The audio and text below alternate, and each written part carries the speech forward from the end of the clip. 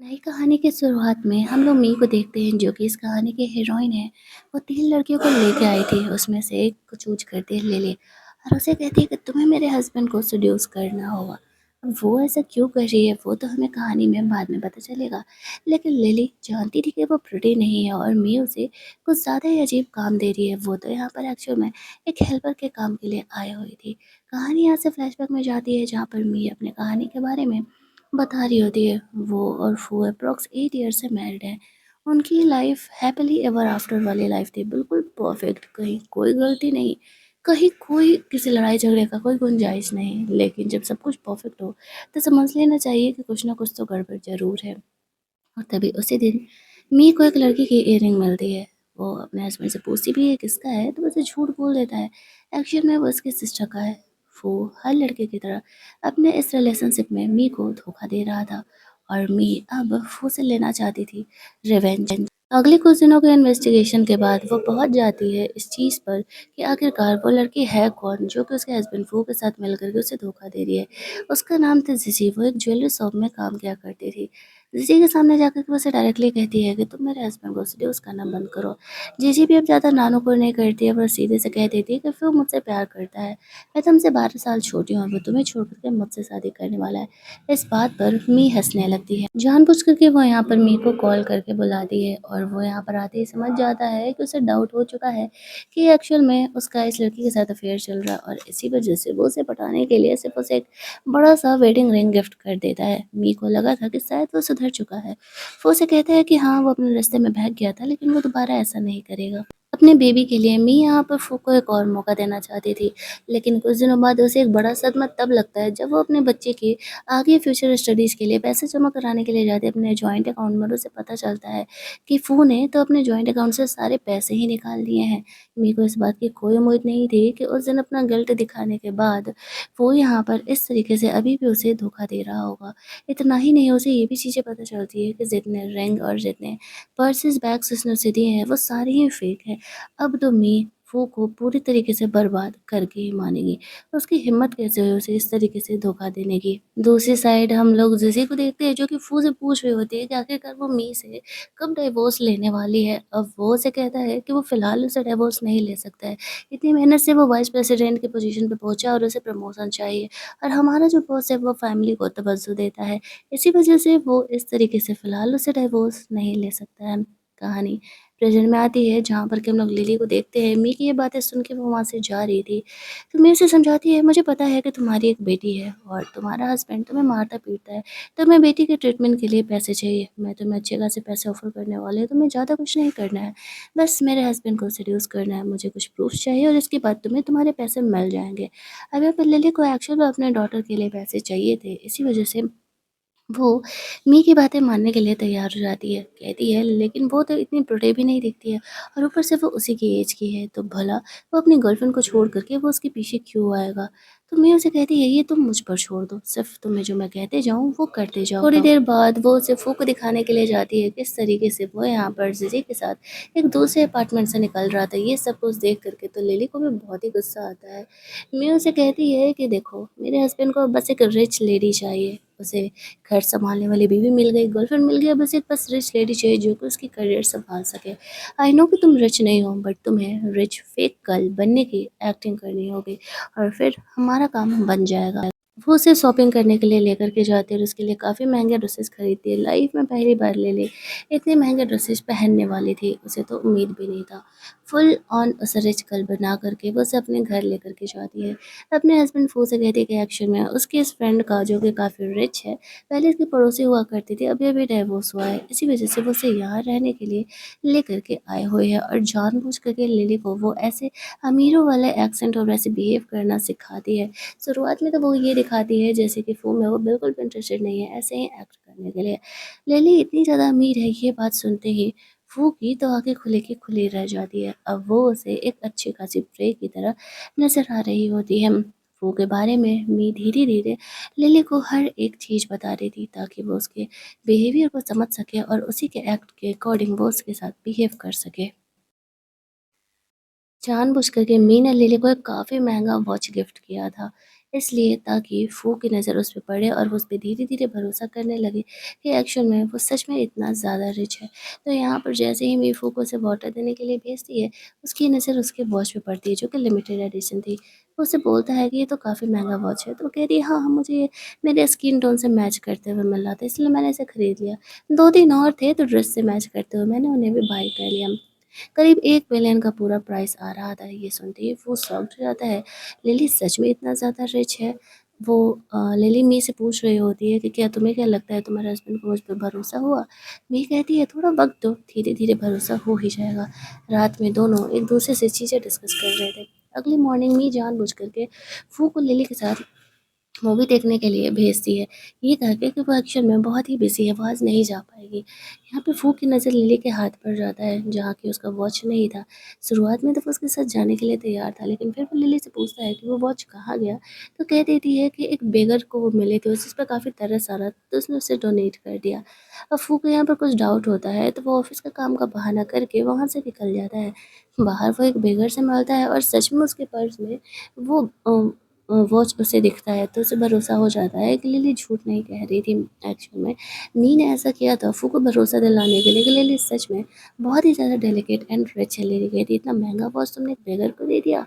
मी कहती है वो फेक है, तुम्हें इसकी फ़िक्र करने की ज़रूरत नहीं है। तभी यहाँ पर लिली को फू का मैसेज आता है कि उसका ऑफ़िस का काम कंप्लीट हो गया है। अगर वो चाहे तो वो उसके साथ मूवी देखने के लिए जा सकती है। मी समझ जाती है कि अब खुद ही शिकारी खुद ही शिकार बनने के लिए तैयार है। खुद उसे रेडी-वेडी करके भेज देती है फूक के साथ। जब रात में दोनों मूवी देख कर के लौट रहे होते हैं, तो वो जानबूझ कर के यहाँ पर मी का एक्स्ट्रा केयर कर रहा था। कार में बैठने के बाद बातों-बातों में वो उसे अपनी कंपनी में और कुछ इन्वेस्ट करने के लिए बोलता है। ये सुनते ही लिली यहाँ पर गुस्सा होने की एक्टिंग करने लगती है और कहती है कि मैं समझ गई कि तुम्हें भी मुझसे सिर्फ पैसे ही चाहिए। इसी वजह से तुम मेरे साथ इतने अच्छे से बिहेव कर रहे हो। और वो गुस्सा होने की एक्टिंग करते हुए वहाँ से चली जाती है। जीजी से मिलने के लिए चले जाता है, जहाँ पर उसे मी का मैसेज आता है कि तुमने लिली को ऐसा क्या बोल दिया? वो गुस्सा करके घर से जा रही है। अफ़ू को लगने लगता है उसे लगने लगता है कि लिली इतना रिच है और चली जाएगी तो फिर उसकी कंपनी में इन्वेस्ट कौन करेगा? इसी वजह से वो जल्दी-जल्दी घर के लिए निकलता है। घर पर जाता है, लिली के कमरे में वो झाँक के देख रहा था, तो वो देखता है कि वो उसकी जैकेट को हग कर रही है, तो वो समझ जाता है कि एक्चुअल में वो उसके लिए फ़ील करती है और अब उसे यहाँ पर लिली के साथ अलग से बिहेव करना पड़ेगा। लेकिन उसे ये नहीं पता था कि ये सब कुछ मी और लिली का प्लान है, ताकि वो ये चीज़ आकर अगले दिन फू के बॉस यहाँ पर आते हैं और कहते हैं कि तुम्हारा कॉम्पिटिटर भी तुम्हारी तरह ही मेहनत कर रहा है। तुम्हें कंपनी के लिए बहुत अच्छे डील्स लाने होंगे, नहीं तो फिर तुम्हारा पोजीशन सिक्योर नहीं हो पाएगा। अब वो और ज़्यादा डिस्परेट हो जाता है लिली से अपनी कंपनी में इन्वेस्ट कराने के लिए। वो घर जाता है जहाँ पर ऐसे रेडी-वेडी होकर के गया था। मी तो समझ ही रही थी कि वो लिली को इम्प्रेस करने के लिए ये सब कुछ कर रहा है, लेकिन वो इस बारे में उससे कुछ भी नहीं बोलती है। और बिल्कुल एक नॉर्मल हाउसवाइफ बन के रहती है, जैसे कि उसे तो कुछ भी समझ ही में नहीं आ रहा था। शाम में वो यहाँ पर लिली को अपने साथ लंच डेट पर लेकर के जाता है। वो ईयरबड लगाए हुई थी और बगल वाले टेबल पे मी बैठ कर के उनकी बातों को सुन रही होती है। जिस तरीके की डेटिंग के एरा में वो यहाँ पर उसे फ्लर्ट किया करता था, उसके साथ अच्छी-अच्छी बातें किया करता था, वो सेम यहाँ पर वैसे ही लिली के साथ भी कर रहा था। बेचारी मी से ये चीज़ें बर्दाश्त नहीं हो रही थी। बातों-बातों में मी उसे कहती है कि मेरा बिज़नेस काफ़ी अच्छा है, वो 200% रिटर्न देता है, प्रॉफ़िट देता है, तो तुम क्यों ना हमारी कंपनी में इन्वेस्ट करने का ट्राई करो। अब शुरुआत में वो पूरे पैसे तो लगा नहीं सकता था, क्योंकि वो लिली को भी अच्छे से नहीं जानता था, तो वो थोड़े बहुत पैसे लगाने का डिसाइड करता है। उनके वहाँ से जाते ही ज़ी वहाँ पर आ जाती है और वो बताती है लिली को कि एक्चुअल में वो मम्मी को कि वो प्रेग्नेंट है और वो उसे जल्द ही शादी करने वाला। अम्मी हँसते हुए कहती है तुम्हें सच में लगता है वो तुमसे शादी करेगा?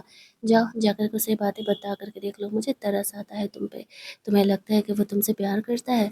जी इस चीज़ को ट्राई करने के लिए फू के ऑफ़िस पहुँच जाती है। जैसे ही वो उसे बताती है वो तो सदमे में आ जाता है। वो उसे कहता है कि तुम्हें मुझे ये पहले बताना चाहिए था, तुम्हें पता है ये मेरे करियर का कितना क्रूशियल टाइम है। अगर ये बात बाहर आ गया तो मेरे लिए बहुत ही बड़े पंगे हो जाएँगे। ये बात सुनते ही लिली ज़ोर-ज़ोर से चिल्लाने लगती है कि तुम्हें हमारे रिलेशन की फ़िक्र नहीं है, तुम्हें सिर्फ़ अपने करियर का पड़ा है। तो वो उसे काम डाउन करते हुए कहता है कि अगर पैसे नहीं होंगे तो फिर हम लोग रहेंगे कैसे? वो चीज़ें को जैसे-तैसे समझाता है कुछ वक़्त और दे देने के लिए, ताकि यहाँ पर वो चीज़ों को ठीक कर सके और फिर वो जल्दी ही मी को डाइवोर्स देने के लिए तैयार है। फिर वो अपने फ्रेंड से मिलता है।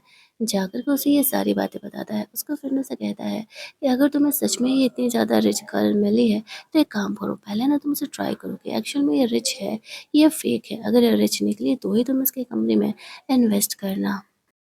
शाम में जब वो यहाँ पर लिली के साथ था, तो वो उसे जानबूझ करके अपने एक बिज़नेस डील को दिखाने के लिए लेकर के जाती है, जो कि एक फेक बिज़नेस डील था। वहाँ पर हम लोग देखते हैं कि वो तुरंत ही 1 बिलियन सिर्फ़ एक जेड के फैक्ट्री को खरीदने के लिए लगा देती है। ये देखते ही वो शॉक्ड हो जाता है कि वो सच में बहुत ज़्यादा ही रिच है। जाकर के वो अपने फ्रेंड को ये बात बताता है। उसका फ्रेंड उसे सजेस्ट करता है, तो ठीक है, एक काम करते हैं, चल के आज ही ट्राई करते हैं। और फिर वो यहाँ पर फू के साथ निकल जाता है, जहाँ पर कि वो जीजी से मिलता है और उसे कहता है कि एक्शन में मैं पेंटिंग का डिस्ट्रीब्यूशन किया करता हूँ। मैं तुम्हें काफ़ी सस्ते में एक डील दिला सकता हूँ। और वो एक्चुअल में 3.2 मिलियन का होने वाला था। अब ज़िज़ी थोड़ी-सी यहाँ पर शॉक हो जाती है। वॉशरूम जाने के बहाने वो जाके मी से बात करती है, तो मी उसे कहती है कि वो कोई पेंटिंग का डिस्ट्रीब्यूटर नहीं है, बस वो तुम्हें चेक कर रहा है कि तुम रिच हो या नहीं। वो उसका फ्रेंड है जिसके साथ वो ड्रिंक करते रहता है। एक काम करो, तुम उसे ओके कर दो, पैसे का इंतज़ाम मैं कर लूँ। जी, दूसरी साइड हम लोग मी को देखते हैं, जो कि लोन शार्क से लोन लेने के लिए गई हुई थी, जहाँ पर कि वो गोयल नाम के एक बंदे से मिलती है, जो कि इस कहानी का सेकंड में लीड होने वाला है। वैसे तो वो गलत तरीके से पैसे नहीं दिया करता है, लेकिन उसके कुछ बंटर लोग ऐसा किया करते थे। मी यहाँ पर उससे पैसे डिमांड करती है, तो वो उसे कहता है कि तुम पैसे चुकाओगे कैसे, तुम तो सिर्फ हाउस वाइफ हो। तो उससे कहती है कि तुम मुझे अंडर एस्टिमेट कर रहे हो, वो पैसे देने के लिए तैयार नहीं था। तो वो उसे रेसिंग करने के लिए बोलती है, और मी यहाँ पर अपनी आइज़ बंद करके रेस कर रही थी, और तब भी वो यहाँ पर गुयन से जीत जाती है। वो गुयन को समझाती है कि तुम सिर्फ अपने पैसे बचाने के लिए रेस कर रहे थे, और ये मेरी लास्ट होप थी, इसीलिए मैं जीत गई। फिर गुयन उसे पैसे दे देता है, और वो यहाँ से मी में कुछ ज़्यादा इंटरेस्टेड हो जाता है। वो अपने पंटर लोगों को मी के बारे में चेक करने के लिए बोलता है। वो लाइफ में पहली बार ऐसी गर्ल से मिला था। अगले दिन हम लोग मी को देखते हैं, जो कि कुछ पैसे जा कर के लिली को देती है और कहती है, जाओ जा कर के फू को या लालच दो कि एक्शन में पैसे का इंतज़ाम तुमने कर लिया है और तुम वो पेंटिंग खरीदना चाहती हो। लिली को फ़िक्र था कि मी ने इतने पैसे कहाँ से लाए होंगे, तो वो उसे कहती है, मेरे लिए ये रिवेंज मेरा ज़्यादा मैटर करता है। तो अगले सीन में हम लोग देखते हैं, जहाँ पर कि वो फू से मिलने के लिए जाती है। कुछ पैसों का बंडल दिखाते हुए कहती है कि एक्चुअल में मैंने पैसों का इंतज़ाम कर लिया है। अब यहाँ पर जब ये सब कुछ होता है, तो फू को ट्रस्ट हो जाता है कि एक्चुअल में वो कुछ ज़्यादा ही रिच है। उसने उससे कोई झूठ नहीं बोला है। अब बस उसे उसके कंपनी में इन्वेस्टमेंट करने भर की देरी है। जानबूझकर के इस तरीके से वो ऑफ़िस में रोमांस करने के बहाने वो यहाँ पर उसके हाथ को बाँध देती है। उसे पता था कि यहाँ पर कुछ उसकी कंपनी के बड़े बॉसेस आने वाले उसके प्रमोशन के बारे में बात करने के लिए, और इस तरीके से कीज़ बाहर गिरा कर के चली जाती है। जानबूझ कर के मे भी यहाँ पर उसे कॉफ़ी देने के लिए आती है। उसका सेक्रेटरी यहाँ पर उसे फू से नहीं मिलने देता है। अब यहाँ पर कंपनी में अपने हाथ खोलने का कोशिश कर रहा था, तब तक यहाँ पर उसके बॉसेस आने लगते हैं। अब यहाँ पर उसके बॉसेस आते हैं, तो उसे इस कंडीशन में देख कर के उसका ये प्रमोशन तो रुक जाता है। वो इस चीज़ को लेकर के बहुत ही ज़्यादा वाला परेशान हो जाता है, वो फ्रस्ट्रेट हो जाता है और अपना गुस्सा घर जाकर के मी और अपनी डॉटर पर निकालता है। मी अपने डॉटर को लेकर के बगल कमरे में चली जाती है और फिर फू को आके डाँटते हुए कहती है, तुम हमारे बच्चे के साथ ऐसा बिहेवियर कैसे कर सकती हो? वो उन दोनों को यूज़लेस कहते हुए वहाँ से चले जाता है। मी मन ही मन स्माइल कर रही थी। फाइनली उसने यहाँ पर फू को प्रमोशन तो रुकवा ही दिया है। तो सैड था, लेले उसे कहती है, मैंने कहा था कि तुम हमारी कंपनी में इन्वेस्ट करो, तुम्हें अच्छा खासा पैसा मिलेगा। क्या पूरी ज़िंदगी तुम जॉब करते रहोगे? अब फू को यहाँ पर 1-2 मिलियन लगा कर के ट्राई करने में फ़िलहाल कोई हर्ज उसे दिख नहीं रहा था। इसी वजह से वो लिली की कंपनी में इन्वेस्टमेंट करने के लिए तैयार हो जाता है। लिली ये गुड न्यूज़ जाकर के फू को देती है, सॉरी मी को देती है, लेकिन मी इससे सैटिस्फाइड नहीं थी। अगले दिन वो लोग लिली के बेबी गर्ल से मिलने के लिए जाते हैं, जहाँ पर के कुछ पैसों से उसका फर्स्ट ऑपरेशन हो चुका था। जब वो लोग बाहर निकलते हैं, तो लिली के जो हस्बैंड था वो उसे आता है बुली करने के लिए। मी देख के सिचुएशन समझ जाती है कि क्या है और उसे उसका किस तरीके से हेल्प करना है। फिलहाल तब वो बहाने से वहाँ से लिली को लेकर के जाती है और कहती है, देखना अब मैं इसे कैसे सबक सिखाती हूँ। शाम में वो अपने कुछ गुंडे लोगों को भेज देती है लिली के हस्बैंड की पिटाई लगाने के लिए, और नाम यहाँ पर फूका लगा देती है। उसे ऐसा लगने लगता है कि फू को बिजनेसमैन है जिसने कि उसे पिटवाया है। शाम में यहाँ पर फू जब पैसे लगा कर के प्रॉफिट आने का वेट कर रहा था, तो जीजी उस पर गुस्सा करती है कि कुछ तो गड़बड़ है, तुम उससे चीज़ें छुपा रहे हो, बट उसे नहीं बताता है। जब वो घर लौटता है, तो लिली का हस्बैंड आकर उसकी पिटाई करता है और गुस्से में आकर के फू उसे जेल भेज देता है।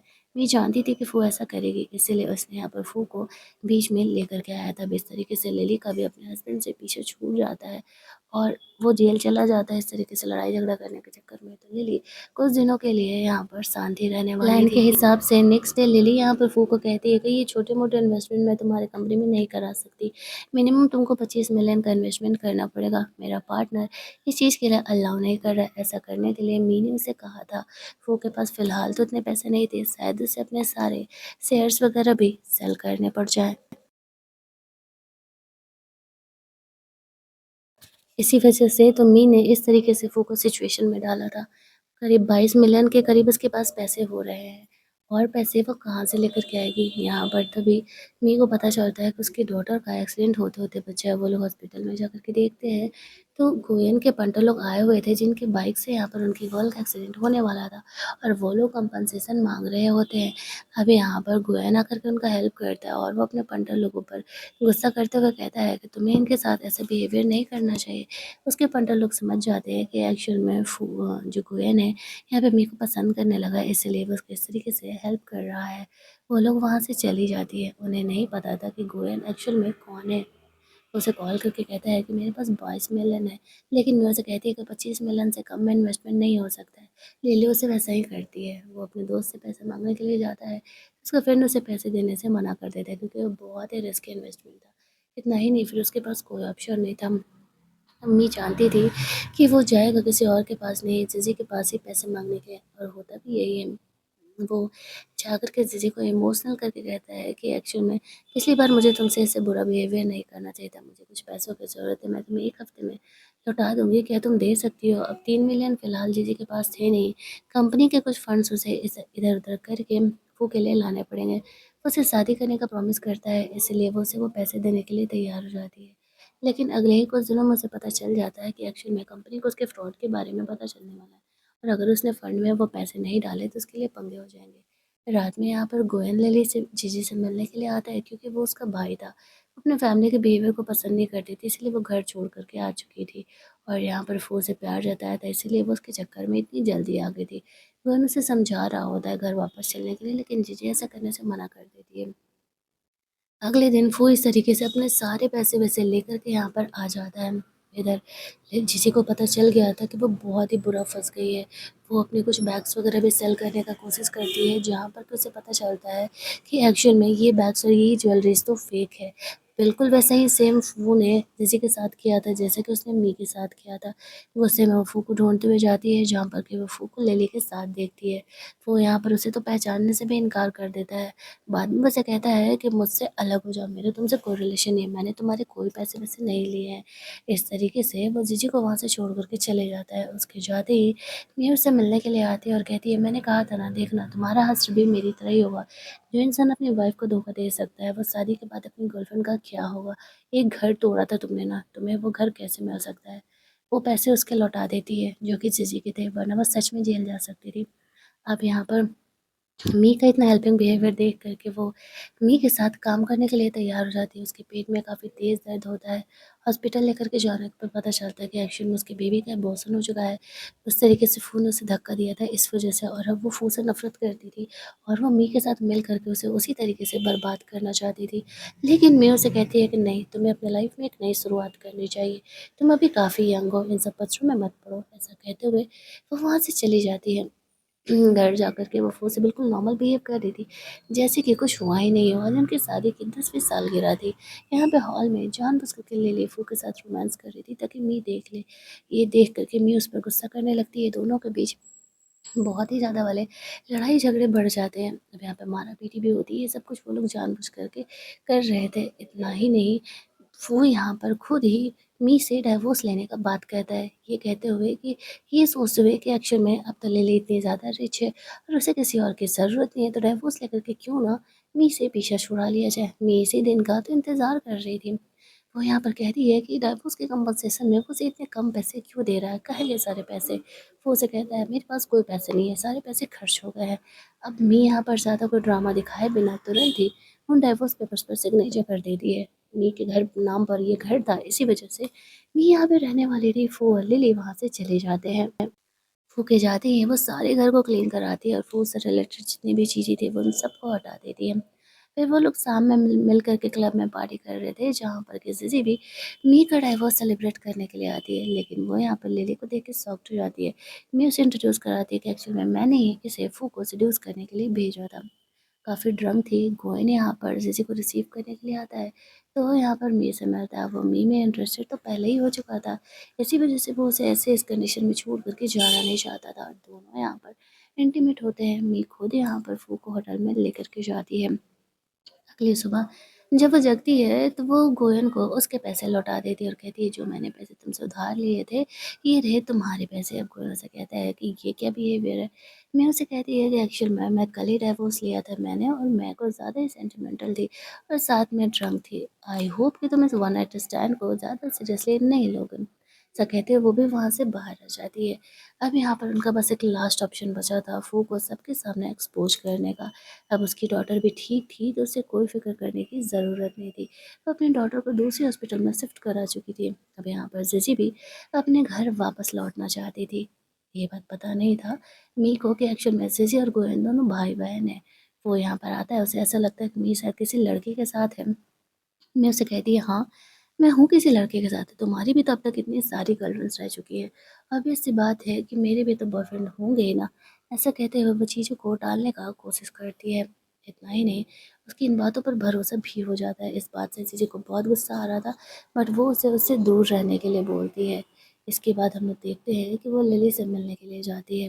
अगले कुछ दिनों में एक पार्टी होने वाली थी, जहाँ पर कि वो लोग उसे एक्सपोज़ करने वाले थे। तीनों वापस से मिलते हैं, तो जहाँ पे पता चलता है कि किसी एक्चुअल में बहुत ही ज़्यादा रिच है। वो अपने घर-वर को छोड़ कर के आए हुए थे। उन्हें ये भी पता चलता है कि एक्चुअल में गोयन उसका भाई है।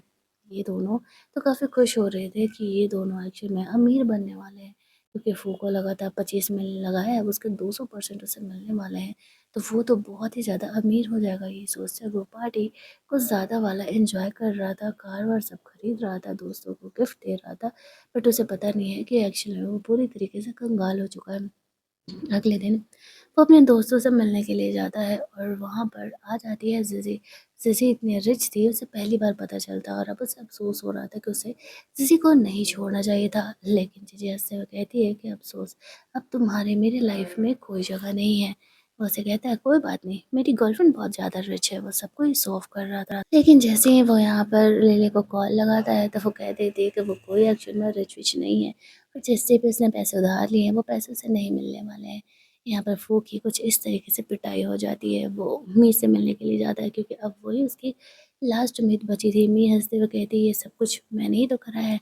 मैंने तुम्हारी नौकरी बंद करवाई, मैंने तुमसे ये पैसे निकलवाए। तुम्हें क्या लगता है मुझे पता नहीं था कि तुम्हारा कितनी लड़कियों के साथ अब तक अफ़ेयर रह चुका है? लेकिन अब बस, अब बहुत हो गया।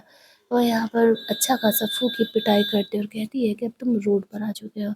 ऐसा कहते हुए वो वहाँ से चली जाती है। अब यहाँ पर वो सच में रोड पर आ गया था। वो वापस से जिसी के पास जाता है, उसे इमोशनल करके माफ़ी माँगने के लिए, लेकिन जिसी यहाँ पर उसे साफ क्लियर कर देती है कि कोई फ़ायदा नहीं है। ऊपर से यहाँ पे फू को ये भी पता चलता है कि एक्चुअल में मी और ज़िज़ी दोनों साथ मिल कर के काम कर रहे थे, तो वो समझ जाता है कि उसका बहुत ही गंदा वाला खटा है। वो यहाँ पर गोयन से कुछ पैसे उधार लेने के लिए जाता है, तो गोयन हँसते हुए कहता है, तुम्हें लगता है मैं तुम्हारे जैसे इंसान को पैसे उधार देने वाला हूँ? वो उसे कहता है कि एक्चुअली में ज़िज़ी मेरी सिस्टर है। अब वो समझ जाता है कि ये तो बहुत ही तगड़ा चाल था, उसे अब कहीं से कोई भी हेल्प नहीं मिलने वाला है। मी एक्चुअल में अब अपनी लाइफ़ खुद अकेले जीने के लिए सोच रही थी। उसे पता नहीं था कि गोयन एक्चुअल में उसे पसंद करने लगा है, और शायद अगर उसे पसंद करता भी हो, तो वो फ़िलहाल किसी टाइप के कोई रिलेशनशिप में आना भी पसंद नहीं करती है। वो कुछ दिनों तक इस तरीके से मी को स्टॉक कर रहा था। वो सब तरफ ट्राई कर रहा था कि उसे कहीं तो आशियाना रहने के लिए मिल जाए, क्योंकि घर भी गया, पैसे भी नहीं है, उसके तो अच्छे दोस्त भी नहीं हैं, लेकिन सब जगह से उसे सिर्फ रिजेक्शन ही मिल रहा था।